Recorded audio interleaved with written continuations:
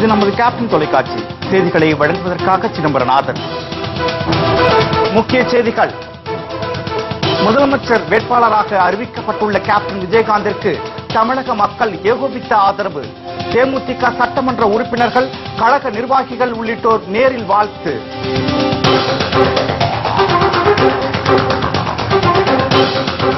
தமிழகத்தில் லஞ்சம் ஊழல் இல்லாத ஆட்சியை உருவாக்குவதே கேப்டன் விஜயகாந்த் அணியின் நோக்கம். திருமதி பிரேமலதா விஜயகாந்த் திட்டவட்டம்.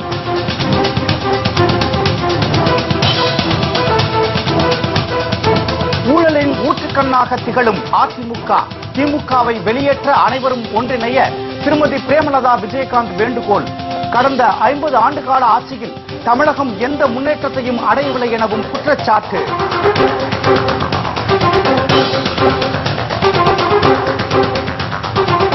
ஜம்மு காஷ்மீரில் ஆட்சி அமைக்க இன்று உரிமை கோருகிறார் மெஹபூபா முஃப்தி. மக்கள் ஜனநாயக கட்சி, பாஜக தலைவர்கள் ஆளுநரை சந்தித்து முடிவு.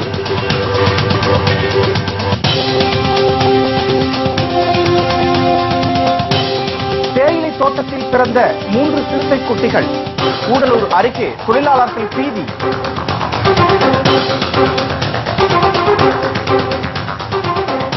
விரிவான செய்திகள். கேப்டன் விஜயகாந்த் அணியின் முதலமைச்சர் வேட்பாளராக அறிவிக்கப்பட்டுள்ள தேமுதிக தலைவர் கேப்டன் விஜயகாந்திற்கு தேமுதிக எம்எல்ஏக்கள் மற்றும் கழக நிர்வாகிகள் நேரில் வாழ்த்து தெரிவித்தனர். திமுக மற்றும் அதிமுகவுக்கு எதிராக மிகப்பெரிய அலை தமிழகத்தில் உருவாகியுள்ள நிலையில் மக்கள் எதிர்பார்த்த வண்ணம் இவ்விரு கட்சிகளுக்கு மாற்றாக தேமுதிக மக்கள் நல கூட்டணி இணைந்து கேப்டன் விஜயகாந்த் அணி என்ற புதிய அணி உருவாகியுள்ளது. இந்த கூட்டணியின் முதலமைச்சர் வேட்பாளராக கேப்டன் விஜயகாந்த் அறிவிக்கப்பட்டுள்ளார். இதற்கு பல்வேறு தரப்பினரும் வரவேற்பு தெரிவித்துள்ளனர். இந்நிலையில் கழக இளைஞர் அணியினர், தேமுதிக சட்டமன்ற உறுப்பினர்கள், புதுச்சேரி கழக பொறுப்பாளர்கள் உள்ளிட்டோர் நேரில் சென்று முதலமைச்சர் வேட்பாளராக அறிவிக்கப்பட்டுள்ள கேப்டன் விஜயகாந்திற்கு சால்வை அணிவித்து வாழ்த்து தெரிவித்தனர்.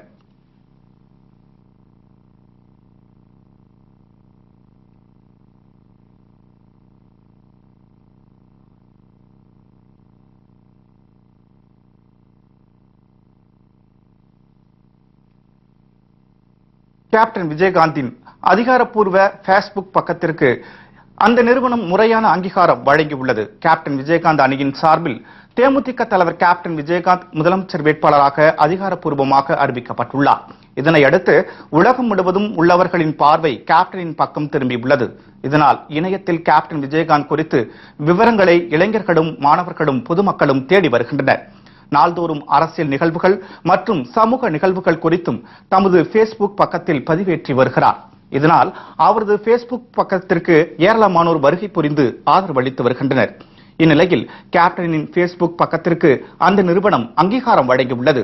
அதற்கு ஆதாரமாக டிக் குறியீட்டை பேஸ்புக் பக்கத்தில் தெரியும்படி பதிவு செய்துள்ளது. தமிழகத்தில் லஞ்சம் ஊழல் அற்ற ஆட்சியை உருவாக்கவே தேமுதிக மக்கள் நல கூட்டணி உருவாக்கப்பட்டுள்ளதாக திருமதி பிரேமலதா விஜயகாந்த் தெரிவித்துள்ளார்.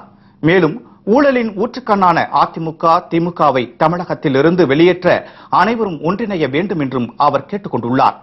வரும் சட்டமன்ற தேர்தலில் வெற்றி பெற்று தேமுதிக தலைமையில் ஆட்சி அமைத்தால் செயல்படுத்தப்படும் திட்டங்கள் குறித்து 2 பகுதிகள் அடங்கிய தேர்தல் அறிக்கையை கேப்டன் விஜயகாந்த் அண்மையில் வெளியிட்டார். தமிழகத்தை வளர்ச்சி பாதைக்கு அழைத்து செல்லும் இந்த பல்நோக்கு திட்டங்களை தமிழக மக்களிடம் எடுத்துக் கூறும் வகையில் அனைத்து மாநகராட்சிகளிலும் தேர்தல் அறிக்கை விளக்க பொதுக்கூட்டம் நடைபெறுகிறது. திருநெல்வேலியில் மாநகராட்சியில் நடைபெற்ற பொதுக்கூட்டத்தில் திருமதி பிரேமலதா விஜயகாந்த் கலந்து கொண்டு சிறப்புரையாற்றினார். அப்போது திருநெல்வேலியில் பெருமைகளை பட்டியலிட்டு பேசிய அவர் அதிமுக ஆட்சியின் 5 ஆண்டு கால அவலங்களை பட்டியலிட்டார். மதுவிலக்கு உள்ளிட்ட பல்வேறு பிரச்சனைகளில் மக்களுக்கு விரோதமாக செயல்பட்ட ஜெயலலிதாவையும், கொடிகட்டி பறக்கும் இந்த ஊழல் ஆட்சியை விரட்டி அடிக்க வேண்டும். அதேபோல ஏற்கனவே ஊழலில் ஊறி திளைத்த திமுகவையும் ஆட்சிக்கு வரவிடக் கூடாது என்பதில் கேப்டன் உறுதியாக உள்ளதாக தெரிவித்தார். டாஸ்மாக் ஒன்னு ஆரம்பிச்சு தமிழ்நாடு முழுக்க இன்னைக்கு சுடுகாடாகவே மாத்திட்டாங்க.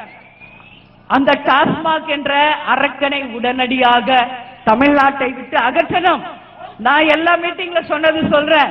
மது என்றால் என்ன? மகிழ்ச்சியில் ஆரம்பித்து துக்கத்தில் முடிவதுதான் அந்த மது. அந்த மது தேவை இல்லை என்று இன்னைக்கு எல்லா தாய்மார்களுமே உறுதியா இருக்காங்க.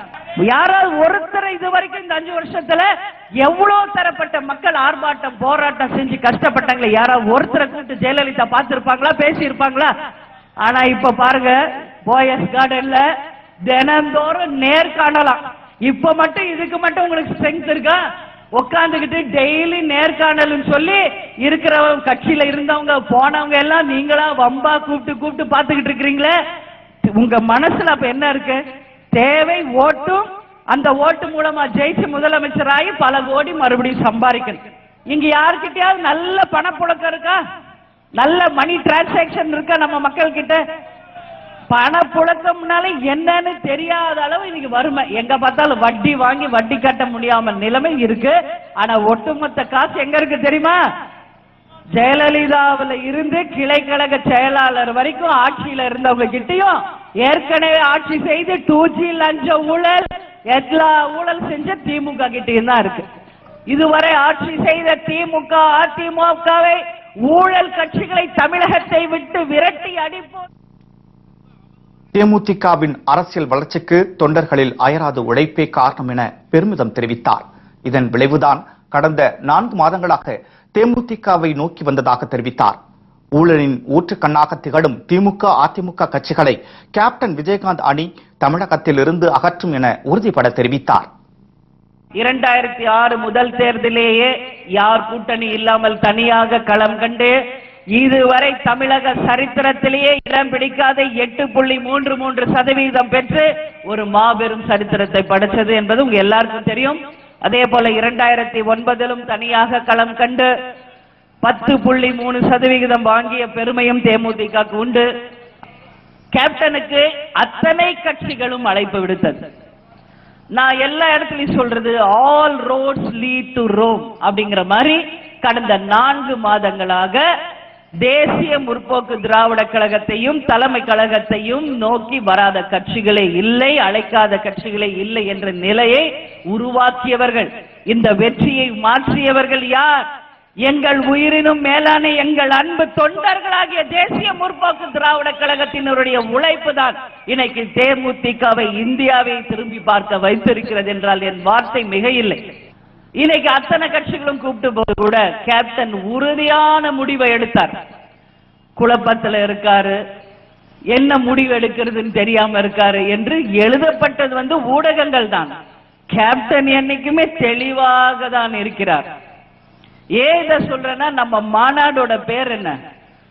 தமிழக அரசியலில் திருப்புமுனை மாநாடு என்று அறிவித்த போது உங்க எல்லாருக்கும் புரிஞ்சிருக்கும். 1967 அறிஞர் அண்ணா மாற்றினார் ஒரு திருப்புமுனையை. அதற்கு பிறகு அதே காஞ்சிபுரம் மாவட்டம் வேடல்ல மீண்டும் தமிழகத்தில் ஒரு திருப்புமுனையை உருவாக்க போகிறோம் என்று மக்களுக்கு சூசகமாக கேப்டன் தெரிவித்ததுதான் அந்த திருப்புமுனை மாநாடு. தவறுகளை களைவோம், துணிந்திடுவோம். இதுவரை ஆட்சி செய்த திமுக அதிமுகவை ஊழல் கட்சிகளை தமிழகத்தை விட்டு விரட்டி அடிப்போம் என்று நாம அன்றைக்கு உறுதியேற்றோம். ஊழல் இல்லாத ஆட்சியை தமிழகத்தில் அமைக்க வேண்டும் என மக்கள் நல கூட்டணி கட்சி தலைவர்கள் கேட்டுக்கொண்டதற்கு இணங்க நல்லாட்சியை தமிழகத்தில் ஏற்படுத்த வேண்டும் என்பதால் கேப்டன் விஜயகாந்த் கூட்டணியை உறுதி செய்ததாக அவர் தெரிவித்தார். கூட்டணிக்காக கேப்டன் பேரம் பேசியதாக ஊடகங்கள் எழுப்பிய புகார்களுக்கு மறுப்பு தெரிவித்த அவர், தமிழகத்தில் வெளிப்படையான ஆட்சி அமைக்க வேண்டும் என மக்கள் எதிர்பார்ப்பதாகவும் அதனை நிறைவேற்றக்கூடிய ஒரே தலைவர் கேப்டன் விஜயகாந்த் மட்டும்தான் என்றும் அவர் கூறினார். என்ன பேரம் பேசினார் தெரியுமா கேப்டன்? தமிழ்நாட்டில் லஞ்சம் ஊழல் இல்லாத ஆட்சியை கொண்டு வரணும், என்னுடைய மக்கள் அனைவருக்கும் வேலை வாய்ப்பை உருவாக்கணும், அதே போல இந்த தமிழ்நாட்டை இந்தியாவின் முதன்மை மாநிலமாக மாற்றணும், இங்க மணல் கொள்ளை டாஸ்மாக் கடைகளை மூடணும், அது மட்டும் இல்லை கனிம வள கொள்ளைகளை தடுக்கணும், என்னுடைய விவசாயிகள் இன்னைக்கு வறுமையில கண்ணீரும் கம்பளையுமாக அவதிப்படக்கூடிய அத்தனை விவசாயிகளையும் முதலாளியாக மாற்றணும் என்று இது போல பல கண்டிஷன் வச்சார். இதுக்கு அந்த 2 கட்சி ஒத்து வருமா? வராது. இது நான் காமெடிக்கு சொல்றேன். ஏன்னா பேரன என்ன பேரம் எனக்கு புரியல உண்மையிலே. கேப்டன் என்னைக்குமே கொடுத்து கொடுத்து சிவந்த கரத்திற்கு சொந்தமானவர் தான் கேப்டன். யார்கிட்டயும் இதுவரைக்கும் கை நீட்டி காசு வாங்கினதும் கிடையாது. இனி வாழ போற காலம் இறுதி காலம் வரை செய்ய போவதும் கிடையாது என்ற உறுதியை இந்த நெல்லையப்பர் கோயில் முன்னாடி, என் மக்கள் முன்னாடி நான் உறுதியாக அதை சொல்றேன். தேமுதிகவை இழுக்க 500 கோடி மற்றும் 80 சீட்டும் கொடுப்பதாக பேரம் பேசியதாக வெளியான தகவல்களுக்கு கலைஞரும் ஸ்டாலினும் தான் பதில் கேட்க வேண்டும் என குறிப்பிட்ட திருமதி பிரேமலதா விஜயகாந்த் இது தொடர்பாக கருத்து தெரிவித்த மதிமுக பொதுச் செயலாளர் வைகோ மீது தொடுத்துள்ள வழக்கை கலைஞர் திரும்ப பெற வேண்டும் என அவர் வலியுறுத்தினார். மேலும் அவதூறு வழக்குகளின் மூலம் கூட்டணியை கலைத்து விடலாம் என்று நினைத்தால் அது ஒருபோதும் படிக்காது என்றார். கேப்டன் காசுக்கு வாங்கிடலாம், சீட்டுக்கு படிய வச்சிடலாம் யாராவது நினைச்சிருந்தீங்க என்றால் அது முற்றிலும் பொய் என்பதை இன்றைக்கு மக்கள் நல கூட்டணி மூலம் நமது கூட்டணியை உருவாக்கி கேப்டன் இன்னைக்கு தங்கமான மனிதர். அதாவது என்ன சொல்வாங்க, துளசி கூட வாசம் மாறும், தவசி வார்த்தை மாறியதாக சரித்திரமே இல்லை. சொக்க தங்கம் கேப்டன் என்பதை நிரூபித்திருக்கிறார். இன்னைக்கு காலையில அண்ணன் வைகோ அவர்கள் கூட சென்னை ஏர்போர்ட்ல சொன்னாராம், 500 கோடியும் 80 சீட்டுக்கும் திமுக பேரம் பேசியது என்று நான் பத்திரிகை வாயிலாக படித்த செய்தியை சொல்கிறேன் என்று பிரஸ்ட சொல்லிட்டு கிளம்புறார். கொஞ்ச நேரத்துல நான் வரேன், அதாவது இந்த மீட்டிங்காக. அப்ப என்கிட்ட பிரஸ் கேட்கிறாங்க, நீங்க இப்ப அண்ணன் வைகோ அப்படி சொன்னாரு, இந்த மாதிரி 500 கோடி 80 சீட்டும் உங்களுக்கு பேரம் பேசப்பட்டது. நான் சொன்னேன், பத்திரிகைக்காரர்களை பத்தி கேப்டனுக்கும் தெரியும், எனக்கும் தெரியும், நம்ம கழக தொண்டர்களுக்கும் நல்லா தெரியும். கூட்டணி சேர்ற வரைக்கும் கூட்டணி சேரலம்பாங்க, சேர்ந்த பிறகு எப்படி பிரிச்சு விடணும்னே தான் பார்ப்பாங்க. இதுதான் அவர்களுடைய முதல் வேலையே. அதனால நான் சொன்னேன், நல்ல கண்டு அவர்கள் ஒரு கருத்து சொல்லியிருக்காரு, இதுதான் சொல்றாங்க, வேற எதுவும் கேட்க மாட்டேங்கிறாங்க. அப்ப நான் சொன்னேன், திரு நல்ல கண்ணு அவர்கள் சொன்ன கருத்தை அவர்கிட்டே நீங்க கேட்கணும். அண்ணன் வைகோ அவர்கள் எதை மனதில் கொண்டு சொன்னாரோ அதற்கான விளக்கம் அண்ணன் வைகோ கிட்ட நீங்க கேளுங்க, அதற்கான விளக்கத்தை ஏன்ட்ட கேட்க கூடாது. உடனே இப்ப ஈவினிங் பாக்குற ஸ்டாலின் அவர்கள் சொல்லியிருக்காங்க, அவங்களே அதை மறுத்து இருக்காங்க, பேரம் பேசப்படவில்லை என்று. அதனால ஒரு வழக்கு அண்ணன் வைகோ மேல போட போறோம்னு உடனே கலைஞர் அவர்களும் ஒரு வழக்கு அண்ணன் வைகோ மேல போடப்பட்டதாக நான் கேள்விப்பட்டேன். கலைஞர் அவர்களே, இந்திய அரசியல் வரலாற்றிலேயே இன்றைக்கு மூத்த தலைவர் நீங்கள், அதுல மாற்று கருத்து இல்ல. இன்றைக்கு தான் பத்திரிகையிலும் பேப்பர்லயும் படிச்ச செய்தியே ஒரு பதிவா அவர் சொல்றத உடனே நீங்க எடுத்துட்டு கேஸ் போட்டீங்கன்னா இது எந்த அளவு ஒரு தலைகுனிவான விஷயம் என்பதை நீங்கள் புரிந்து கொள்ளணும். உடனடியாக கலைஞர் அவர்கள் அண்ணன் வைகோ மேல போட்ட கேஸ உடனடியாக ரிட்டர்ன் வாங்கணும் என்று அந்த கேஸ்ல சம்பந்தப்பட்டதுனால நாங்களும் அதை சொல்றோம். நம்ம இன்னைக்கு தான் ஆரம்பிச்சிருக்கோம். 2ஆம் கட்ட பிரச்சாரம் வேட்பாளர்களோடு 234 தொகுதிகளுக்கும் கேப்டனும் நானும் கழகத்தினர் அனைவரும் வரப்போகிறோம். அந்த நேரத்தில் ஒவ்வொரு கிராமமாக சென்று மக்களை சந்திப்போம் என்பதையும் இந்த நேரத்தில் நான் தெரிவிச்சுக்கிறேன். 2016 தேமுதிக மக்கள் நல கூட்டணி இணைந்து ஆட்சியை பிடிக்கும் என்றும் திருப்பு முனையை ஏற்படுத்தும் வகையில் பெரிய சாதனை படைக்கும் என்றும் திருமதி பிரேமலதா விஜயகாந்த் நம்பிக்கை தெரிவித்தார். தங்கள் கூட்டணி கிராம மக்களிடையே எளிதில் சென்றடையும் என்பதாலேயே விஜயகாந்த் அணி என்று பெயர் சூட்டியுள்ளதாக தெரிவித்தார். லஞ்சம் ஊழலை ஒழிக்கும் வகையிலும் அதிமுக திமுகவை தமிழகத்தில் இருந்து அகற்ற வேண்டும் என்ற உயர்ந்த நோக்கோடுதான் கேப்டன் அணி உருவாக்கப்பட்டதாகவும் அவர் பெருமிதம் தெரிவித்தார். மீனவர் பிரச்சனை எடுத்துக்கங்க, முல்லை பெரியாறு காவேரி கரண்ட் இல்ல, எதுக்குங்க பிரைம் மினிஸ்டர் கடிதம் எழுது, என்ன கடிதம் அப்படி எழுதுறாங்கன்னு ஒன்னும் நம்மளுக்கும் புரியல. அந்த கடிதத்துக்கு பதில் வருதா தீர்வு வருதான்னு அதுவும் மிகப்பெரிய ஒரு கேள்விக்குறி. இப்படியாக மக்களை ஏமாத்திட்டு இருக்காங்க. அதிமுக திமுகவுக்கு மாற்றாக வந்தது தேமுதிக மக்கள் நல கூட்டணி. இந்த கூட்டணிக்கு மக்களாகி நீங்கள் நல்ல ஆதரவை கொடுத்து வெற்றியை தரணும். கேப்டனை பொறுத்த வரைக்கும் ஒரு வார்த்தை சொன்னதான் பழமொழி சொல்லுவாங்க, ஒரு சொல் ஒரு இல் ஒரு வில், அதுதான் நமது கேப்டன் அவர்கள். தேமுதிக மாநகர் மாவட்ட கழக செயலாளர் முகமது அலி தலைமையில் நடைபெற்ற தேர்தல் விளக்க பொதுக்கூட்டத்தில் கேப்டன் விஜயகாந்த் அணியில் இடம்பெற்றுள்ள தேமுதிக, மதிமுக, விடுதலை சிறுத்தைகள், மார்க்சிஸ்ட் கம்யூனிஸ்ட், இந்திய கம்யூனிஸ்ட் உள்ளிட்ட கட்சிகளின் முன்னணி நிர்வாகிகள், மகளிர் அணி நிர்வாகிகள், தொண்டர்கள் மற்றும் பல்லாயிரக்கணக்கான தொண்டர்கள் கலந்து கொண்டனர்.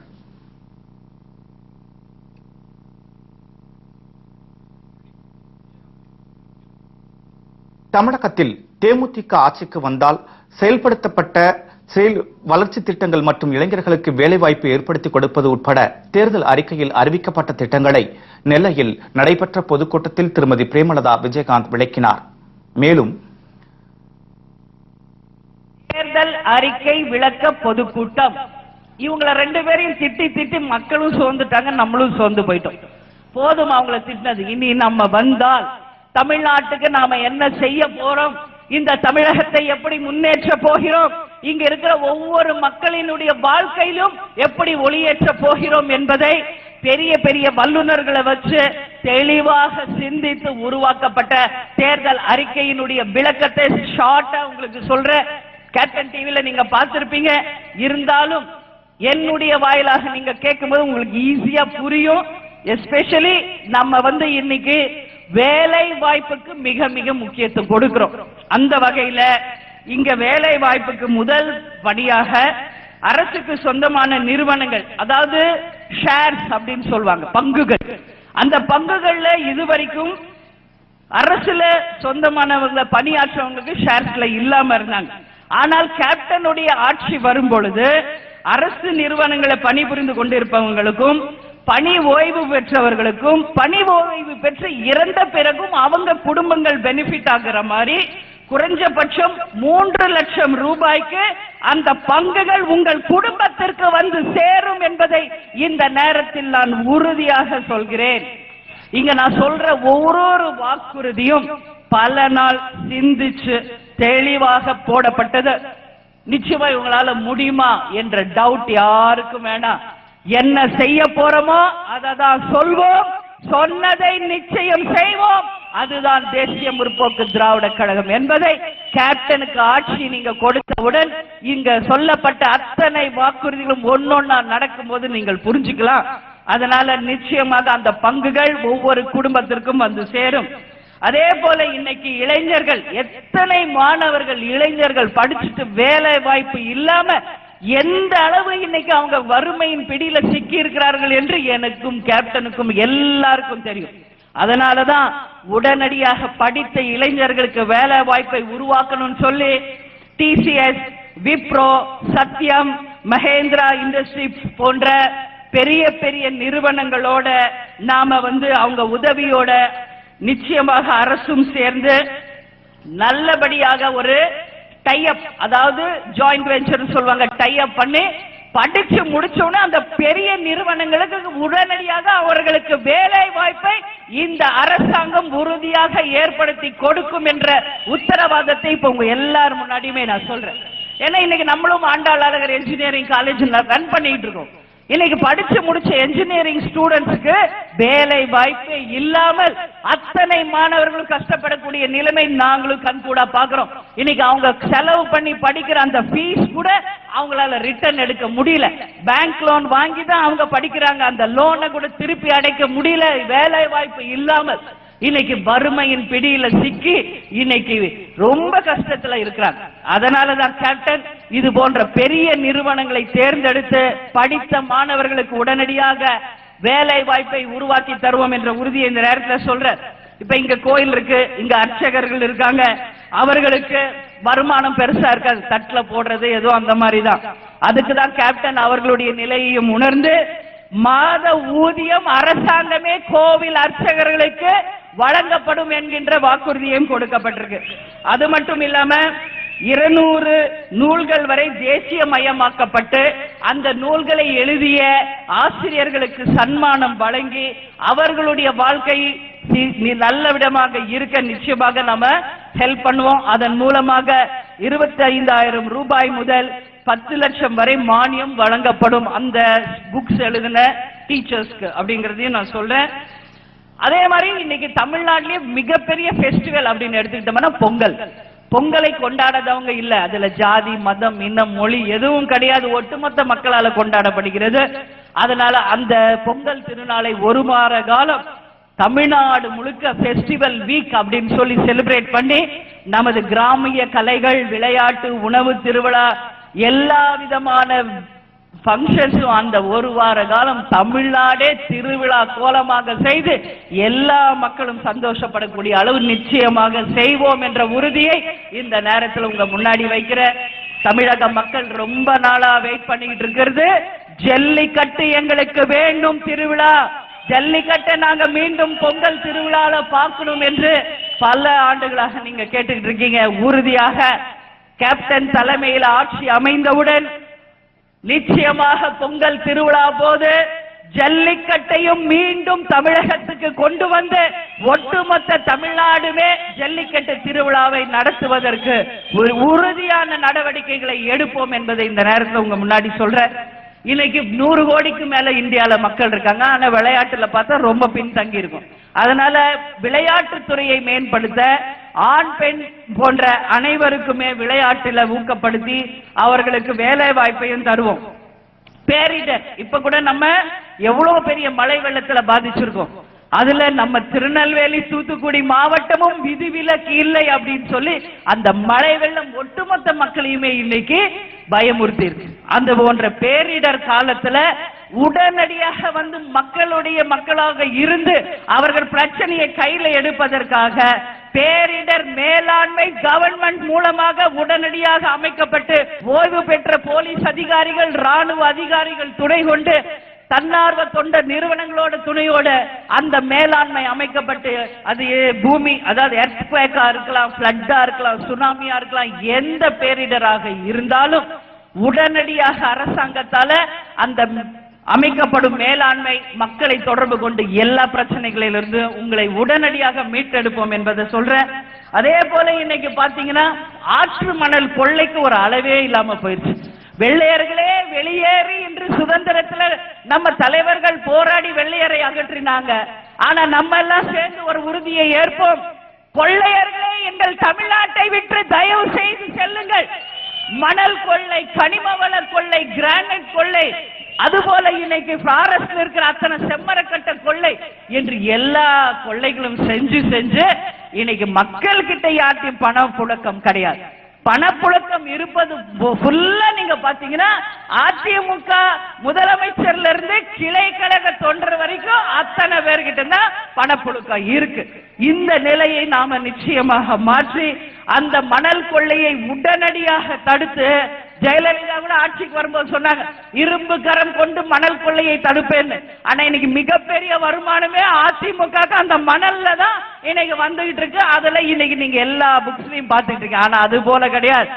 உடனடியாக மணல் கொள்ளையை தடுக்கப்பட்டு செயற்கை மணலை உருவாக்கி அத்தனை பேருக்கும் பயனளிக்கக்கூடிய அளவு நிச்சயம் செய்வோம் என்பதை உறுதியா சொல்றேன்.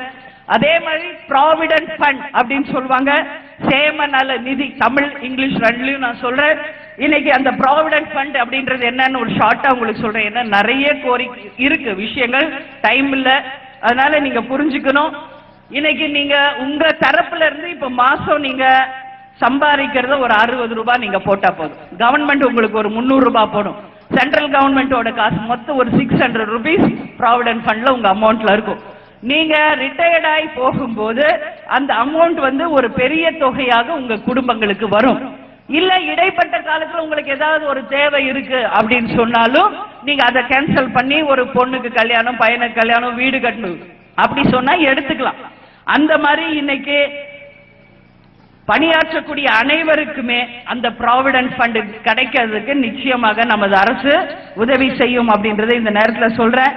இதன் மூலமாக 10 லட்சம் வரைக்கும் குடும்பங்களுக்கு மேல நிச்சயமாக பயன்பெறுவார்கள். அதுல எந்த விதமான மாற்று கருத்தும் இல்லை என்பதையும் இந்த நேரத்தில் நான் தெரிவிச்சுக்கிறேன்.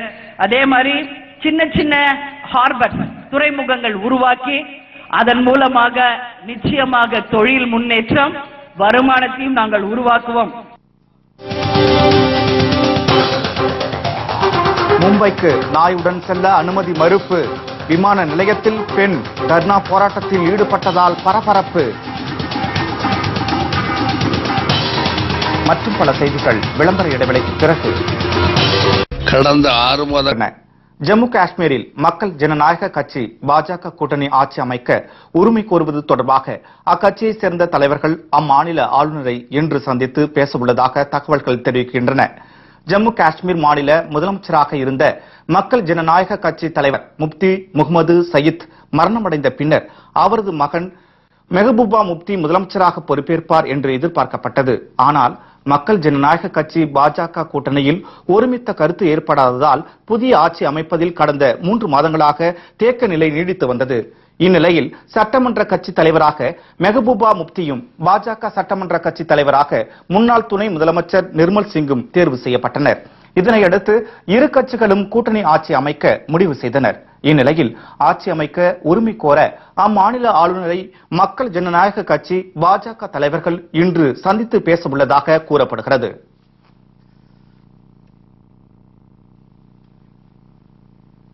நீலகிரி மாவட்டம் பந்தலூர் அருகே தனியார் தேயிலை தோட்டத்தில் சிறுத்தை 4 குட்டிகளை ஈன்றுள்ளது தொழிலாளர்களிடையே அச்சத்தை ஏற்படுத்தியுள்ளது.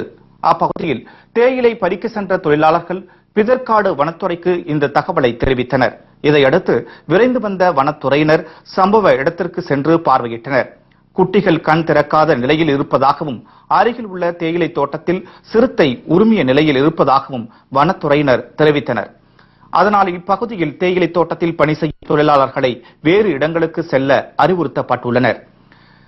தேயிலை தோட்டத்திற்குள் குட்டி போட்ட சிறுத்தை நடமாடி வருவதால் தொழிலாளர்கள் பீதியில் உள்ளனர். மும்பைக்கு நாயுடன் செல்ல அனுமதி மறுத்ததால் சென்னை விமான நிலையத்தில் பெண் ஒருவர் தர்ணா போராட்டத்தில் ஈடுபட்டார். சென்னை கீழ்ப்பாக்கம் பகுதியை சேர்ந்தவர் ஜெஸ்னா. இவர் தனது மகள் திருமணத்திற்காக மும்பைக்கு ஜெட் ஏர்வேஸ் விமானத்தில் செல்ல நாயுடன் வந்தார். ஆனால் விமானத்தில் நாயுடன் செல்ல அனுமதிக்க முடியாது என விமான நிறுவன அதிகாரிகள் தெரிவித்தனர். உடனே ஜெஸ்னா நாயுடன் செல்ல அனுமதி உண்டா என கேட்ட பின்னரே டிக்கெட்டை பதிவு செய்ததாகவும் இப்போது முடியாது என கூறுவதை கண்டித்து டிக்கெட் கவுண்டர் முன் தர்ணா போராட்டத்தில் ஈடுபட்டதால் சிறிது நேரம் பரபரப்பு நிலவியது. பொண்ணு கல்யாணத்துக்கு பாம்பேக்கு போனோம். ஜெட் ஏர்வேஸ்க்கு டைரக்டா போன டிக்கெட் புக்கிங் பண்ணோம். டிக்கெட் நான் புக் பண்ணேன் ஃபேமிலிக்கு, எனக்கு எங்க ஹஸ்பண்ட்க்கு. பட் நான் அங்கே சொன்னேன் எனக்கு பெட் இருக்கு, பெட் அலௌட் இருக்கா இல்லையா. 3 times நான் போனேன், அவங்க சொன்னா பெட் அலௌட் இருக்கு. பெட்டுக்கு நான் டிக்கெட் புக்கிங் பண்ணேன். எந்த மாதிரி அவங்க ரிசல்ட் கொடுக்குறாங்க எனக்கு தெரியாது. This is almost mentally torturing somebody. I want justice for my dog. I'm totally upset. I may go for my suicide also. I'm not able to attend my daughter's wedding. இது பற்றி தகவல் அறிந்ததும் விமான நிலைய போலீசார் வந்து பெண்ணிடம் சமரசம் பேசிய பின்னர் டிக்கெட் பணத்தை முழுமையாக வழங்க விமான நிறுவன அதிகாரிகளுக்கு அறிவுறுத்தப்பட்டது. சென்னையிலிருந்து மும்பைக்கு செல்லும் ஏர் இந்தியா விமானத்தில் நாயுடன் செல்ல அனுமதிக்கப்படும் என போலீசார் தெரிவித்தனர்.